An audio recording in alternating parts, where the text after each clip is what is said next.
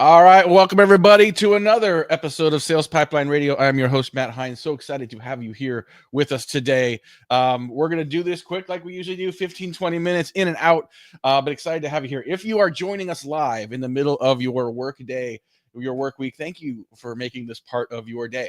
You can be part of this show. Sam and I are going to see your comments. We can respond. We can react. We can pull your comment up on screen. Comments, cheers, rebuttals, rants, it's all fair game. Bring it all on. We'd love to see it. And if you are watching or listening on demand, thank you so much for downloading and listening and subscribing to the podcast. Every episode of Sales Pipeline Radio, past, present, and future, always available at salespipelineradio.com. I am super excited we were able to make this happen. Sam McKenna, she is the founder and CEO of Sam Sales. Sam, thanks for being here. Hi, Matt. Thanks for having me. Really appreciate it. So for those that maybe don't know you and your story, maybe talk a little bit about sort of your background, how and when you started Sam Sales and what you guys focus on. Yeah, really quick. So I've been in enterprise sales basically my whole career. Was in corporate America for about 13, 14 years before taking the leap to start Sam Sales. I was an IC for 7 years, a leader, and then an executive leader after that, and wrapped up my time in corporate at LinkedIn, which was the holy grail of places for me to work. In the end, I got to be a leader there representing LinkedIn Sales Navigator, which I still feel like I bleed Sam Sales orange out of one arm and LinkedIn blue out of the other.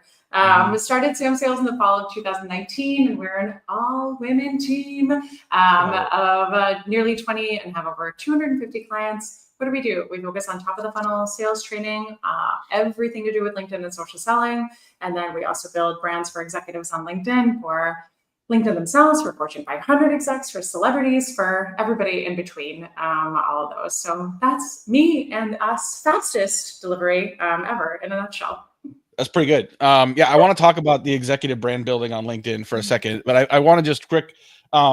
So I started my business in 2008. It was a terrible time in the market. And my wife was also pregnant with her first child. So who needs healthcare when you're having a baby, right? It wasn't quite that bad.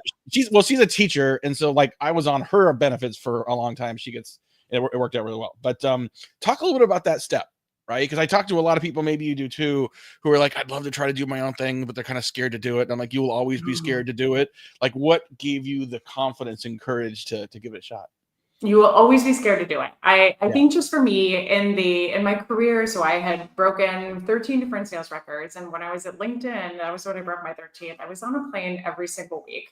And so I just thought, you know what? I feel like there is something special about my methodology. Whatever it is, I have no idea, because it all seems really obvious to me. But I wonder if I can leave this all behind, right? And I can take the leap to go and start a business and work part-time and make half the money I made in SaaS. That wouldn't be a terrible life. So I should have known myself better, because I'm very type A and disciplined, and that all went to hell in a handbag in a week. But I think it's just having confidence that what you do is something that the market needs, and there's a differentiator there. I would say two things, and maybe Matt, you agree or disagree, but I think one, make sure you have some savings. So no matter how epically amazing in sales you think you are, it will take a shitload of time for you to actually close deals and do it meaningfully, and you will run out of runway really quickly. So make sure you're in a financially stable place. Give yourself 18 months, 24 months of runway, maybe 12 months, but give yourself some time, because that pressure will stack up really quickly. I think the other thing is make sure you have a brand. So take some time to invest in your brand. Get out on LinkedIn, start to connect with people. If you have a bunch of clients now, wherever you work in corporate America, make sure to connect with them on LinkedIn. So you're building that personal CRM for yourself, if you will. But I gave myself that shot, said, I didn't even create a website for, I think, 12 months, because I was like, let's see how it goes. And my work email was my personal email. I don't know, Matt, was it the same for you, or were you like, yeah. I mean, I people think I'm joking when I say, November 2008, I started with a laptop and a bus pass, but literally I started with a laptop and a bus pass. Like I had a bus pass that was going to last for another 6 months from the job I quit. I bought a new laptop. Like that was my one expense, is I needed a computer, because I realized, I don't know, I've always only had work computers, so I need something. And we had so Beth and I, we had a plan. Like we basically said, like she's incredible and she believed in me, but she said it's not guaranteed. So there was a date at which we said, if you're not profitable by then, but you really feel like you have pipeline and a runway, then we can tap into some savings. But then there was a second date, that if we hit that date and it really wasn't happening, I'd have to, it's never over forever, but it was like, okay, you got to go back and get a job for a while. Thankfully things picked up from it started, and it started out okay. Yeah. And I don't know if I'm busting a myth here, Sam, but like, I mean, there's a phrase that a fellow entrepreneur here in Seattle used with me recently. He said, like, doing this is kind of sometimes like chewing glass, right? And from the outside, people can look at this and say, oh man, you guys look like you're doing great. And like to hear you, to see you online, Sam, like to see the kind of traction you get on LinkedIn and to hear 20 people, all women, amazing. It is not all amazing, is it? No, and you are never done building. That's the thing. Like every time you turn around, there's a new logo you added, a new quote, a new product that you can develop, a slide deck that needs to be updated because the last time you did was 18 months ago. It is like chewing rocks. You will also never work harder in your life, but it is for your own business and the thing that you're building your way. I will tell you too, for anyone that's like, 18 to 24 months of financial runway, that's what you want me to save. Just consider, if you stay in corporate America another year, another 18 months so that you can save that, it's effectively giving you runway to make sure that you don't have to go back to corporate America, that you have more time to actually see if your idea is going to work. So take it easy, right? And then make sure you're really good to go when you're good to go. Yeah, I totally agree with that. I think, and also just don't over engineer things, when you can just sort of do it sort of, there's that gap between like knowing what you're doing and breaking some glass and testing some things and pivoting, but also giving some things time to flow. Oh my gosh. And it's always going to be harder than you think, right? Like it's just, you're out on your own and you got to sort of, eventually you start making payroll. So you got to keep selling. And it's just, but you know what's funny? Like I've had a lot of people, and I thought we were going to talk about sales, but this is actually a little more interesting. So I thought we were going to, I have a lot of people that say like, to go out and do this on your own, you have to be incredibly risk tolerant. And I don't know that that's actually the case, because I think that if you are doing your own thing, part of being successful is mitigating risk. Yeah. Like I think about this all the time. Like someone says, like, what's the big benefit of having your own business? One of the first things that comes to mind is control, right? I'm an anxious person, and anxiety is a disease of control. And I realize I don't control when this deal is going to close or when this check's going to come in or whatever that is. Yeah. But I control so much more as an owner than I would if I was a CMO somewhere, to be honest.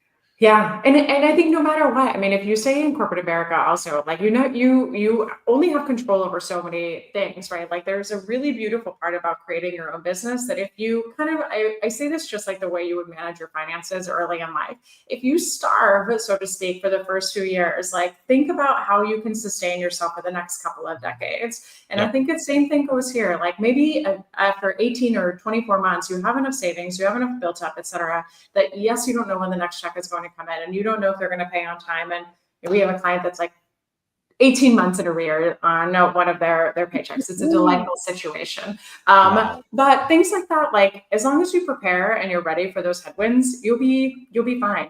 I'm not a I'm not a risky person. I like control. I like process. I like responsibility. I like having I'm going to curse the second time, having my shit together. That's the kind of person I am. But you do need to toss some of that out the window in the early days, and just go for it. I also think, and I don't know if this was your path, Matt, but I meet a lot of entrepreneurs who are like, okay, I built this ship and I need to sell it. So how do I do it? And I'm like, well, why did you build this ship? And they're like, I thought it's what everybody needed. And I'm like, did you vet this? Did you ask anyone? Did you sell something before it was built and then think, okay, third time, oh shit, now I need to build the ship, the P's and the T's.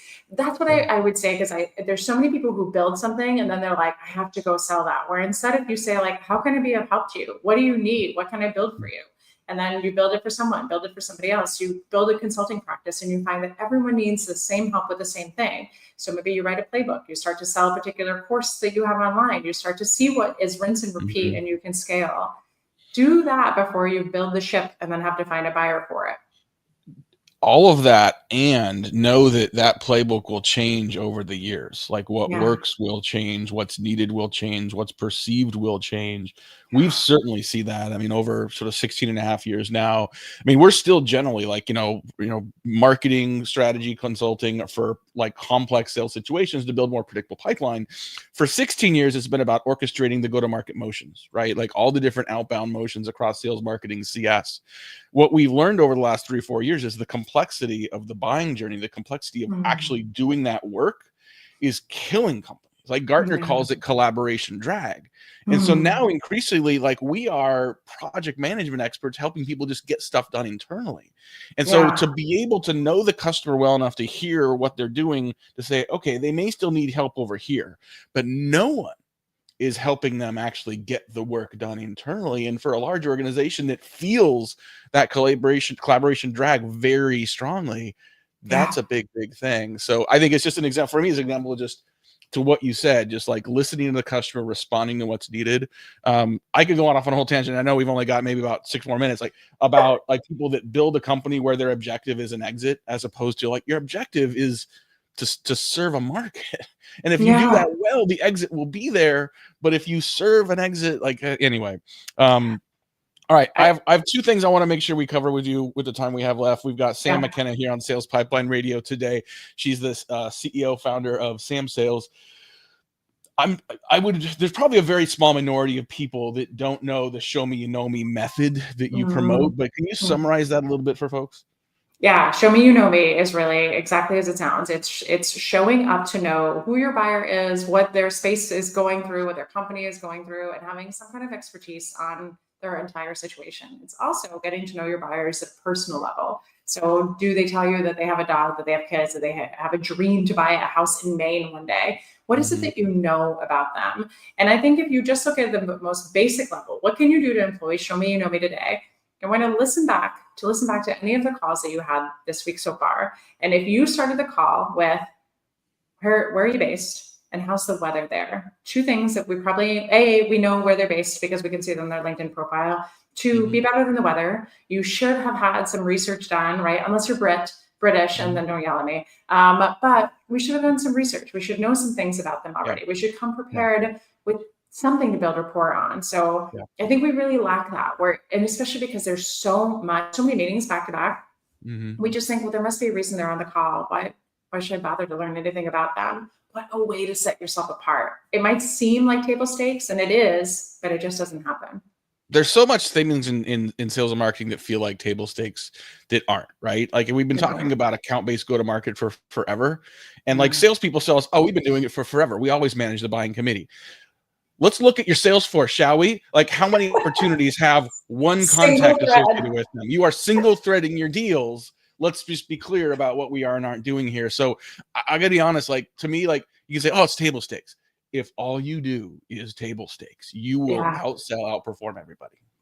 Well, and then we're in the precarious position where we have everybody on LinkedIn who thinks that they're an influencer and tells you, there was just a post yesterday that said, stop multi-threading your deals, it's killing you. And I'm like, please just make this person go away. I just like, oh my God. Yeah, so you need to judge who you're listening to as well. Is it your Matts of the world that really understand the ins and outs of this space? Or is it, the person was like an AE for 9 months at 3 jobs and now says he's a 3-time sales leader. Oh my God.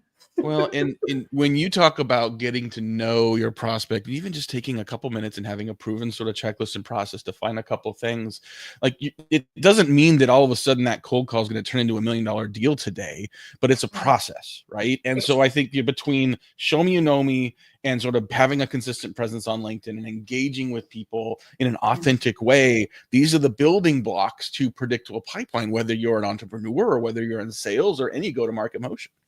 Completely. And it's all about the long game. Like I asked our AE that the other day, are you going to make a career out of this? Do you think you want to be in sales forever? And she said, I ultimately want to own my own business. So you need to start to think about all these building blocks for the long term. Write these sales lessons down. Think about these things. Really focus on how to prospect. Because even when you are a multi-million-dollar earning CEO, you're still going to prospect. You just will, right? Like even if it's just a little here and there, learn these things. They'll never go away. So if people want to learn more about you, about Sam Sales, if people are like, I really need to sort of bone up on sort of show me, you know me, I really need to sort of, we didn't really have time to get into the executive brand building on LinkedIn. So we'll have to do a B2 of this at some point. Where can people go to learn more about you and what you guys do? Everything for free. You can hop on our YouTube channel. For still free, go to our website, samsalesconsulting.com. We have a newsletter, we have podcasts, we have webinars, we have women's group, all free. If you want to make a little investment, look on our website under the shorts section. We have a playbook for everything you can imagine, from LinkedIn to perfect profile, to being an influencer, to show me you know me. to prospecting and everything in between. And we have a podcast. So check us out on Spotify. We prioritize guests that are overseeing at least 250 million in revenue. And we had an incredible lineup so far with the great grandson of William Howard Taft as our fourth guest. And that was just launched this week. And I think that's it. That's a lot. Sam, you're the best. Thank you so much for being here. I know you're super busy. We'll make sure we get links to a lot of that in the show notes. Thank you, everyone, for showing up, being here. As we are already late February as we record this. It's incredible how fast the year's gone by. But we'll be here next week with another episode. Until then, my name is Matt Heinz. We'll see you next time on Sales Pipeline Radio. Take care.